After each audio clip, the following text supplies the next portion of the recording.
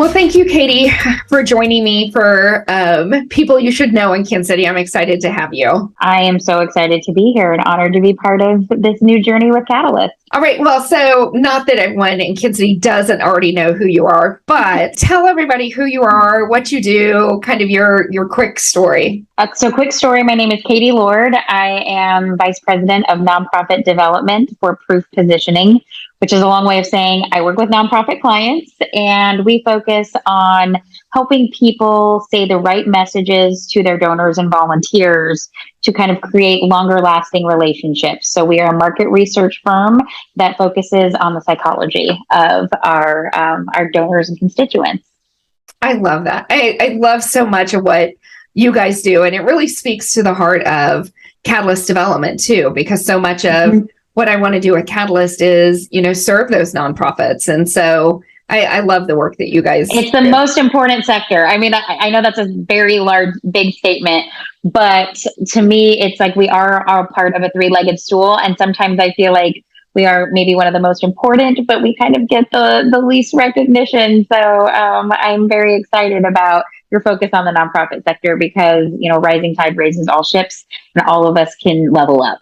Well, so let's talk a little bit about your leadership journey, because I love talking about people at different stages and levels. So I know I've shared with you before, Catalyst, we have 4 different stages and levels. So we have early career, emerging leaders, we have like the strategic leader, kind of mid-career, and executive leader. So where would you put yourself on that path? I would say right now I'm probably strategic. I wish I'm about 15 years into my career. So I would say I'm probably at the strategic level.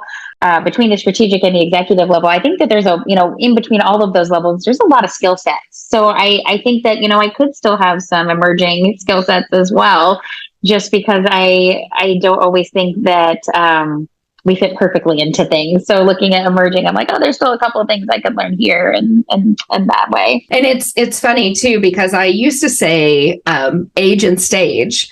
But, we're all at different ages, at different levels, at different times, and depending on the scenario. So I really appreciate that. I was going to say, because it's so true. I mean, it's kind of like on a menu, right? You want to pick and stuff and be like, oh, well, I feel like I'm okay here, but maybe not here. And, I think self-awareness is something that's very important in leadership, is knowing not just where your strengths are, but also where your weaknesses are, and also just what you are interested in, but also what you're not going to be interested in. I mean, there are just some things that I'm like, you can lead a horse to water, but I'm never going to drink. So, so that's maybe an area that I, need to know my expertise and find the other experts and leaders in those places. Yeah, I love that. I always say, surround yourself by people that strongly fill your gaps, because yes, it's just key for, your success and their success. It is. It truly is. And also, we all can't be all things to all people in life, in leadership, in work, in family. So we shouldn't have that expectation of ourselves, and we should be able to recognize and celebrate those skills in other people. Yeah. Oh, I love that. That is perfect. Well, so tell us about a time where you had to make a big pivot in your career, and, how did that happen? How did that impact you as a leader? I would say after being in the nonprofit sector for about 7 years, I worked in sector. So I was working for large national nonprofits, both in the local offices and kind of regionally. And it was my decision to go into more of a consulting for-profit side, if you will, from the nonprofit side of the house, if you will. It was kind of an identity crisis, I will say, a little bit, when I decided to make that jump, because it was like, I am a nonprofit person. I only work with nonprofits. I don't work for profit. Capitalism is bad, all this stuff that you hear in the nonprofit sector. And then, but it was very much, so it was kind of an identity thing to be like, okay, I can still serve the sector. I can still work on and or for the sector. My identity doesn't have to be defined by whose name is on the door and how I'm serving that, but it can be in a larger context of, okay, how am I serving the sector as a whole, and whose name is on the door can be irrelevant on who I'm working with. It's really how I choose to show up in the space. But that was really, I would say, a difficult challenge for me. And it also changed my leadership, a bit too, because I'm not an expert in everything, as we just said.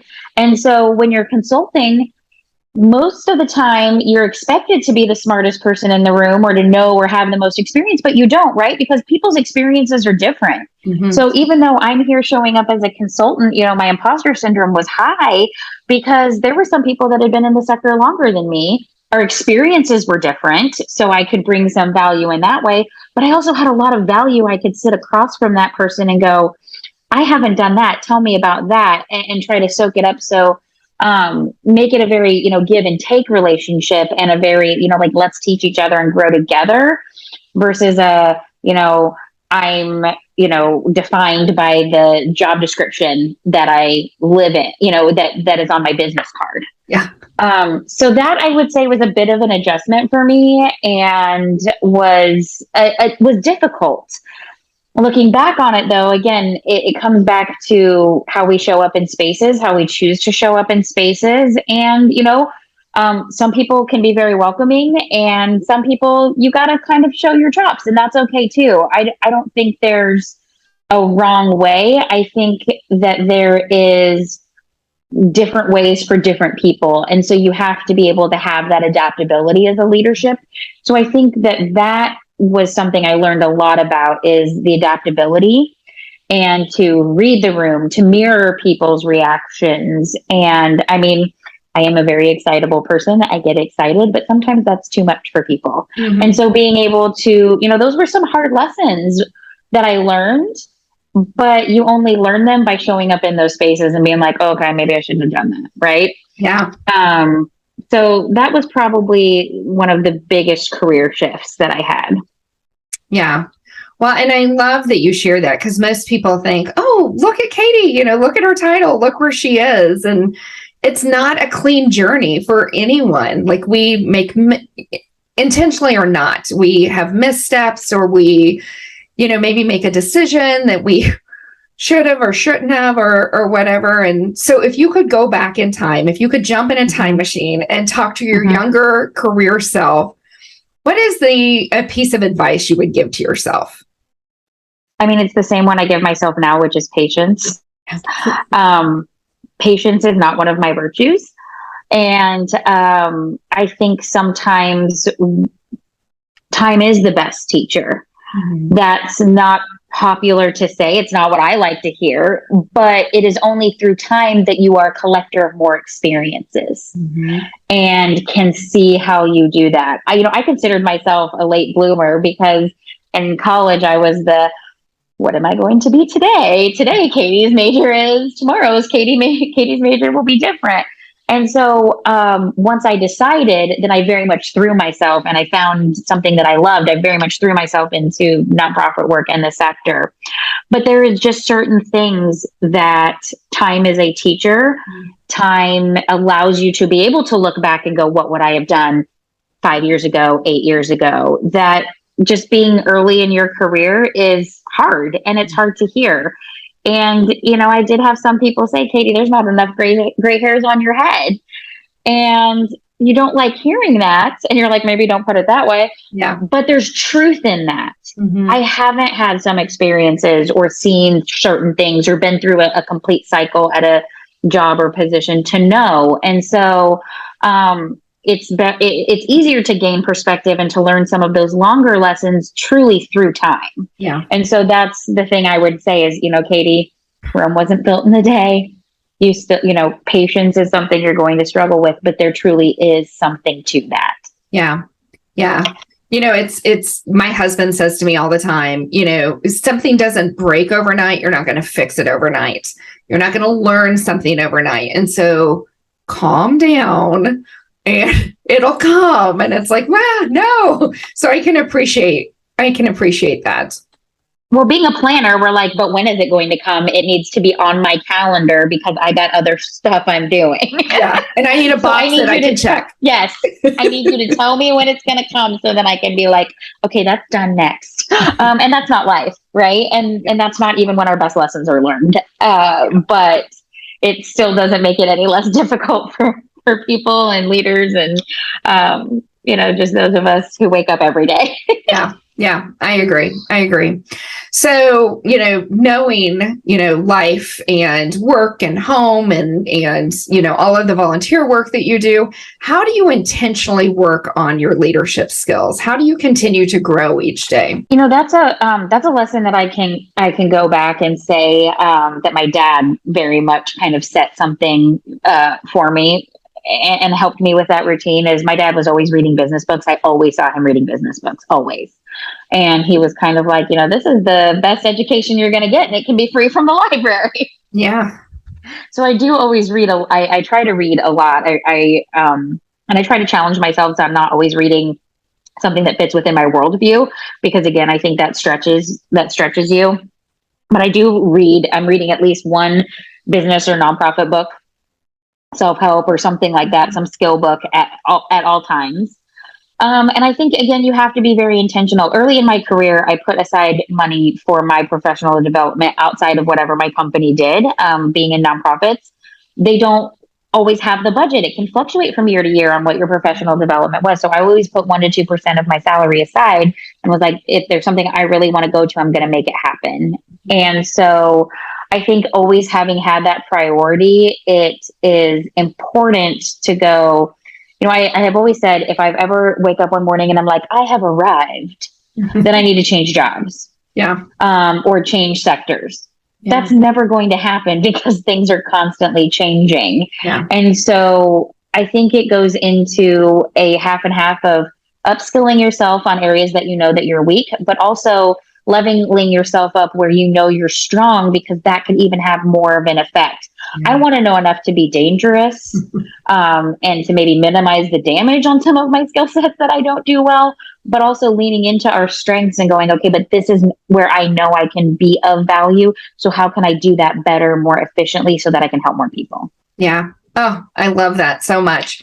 And so I love this question. I ask this all the time when I'm leading workshops. So what would you consider as your leadership superpower? Like what is the thing that people come to you and are like, Katie Lord, this is her superpower?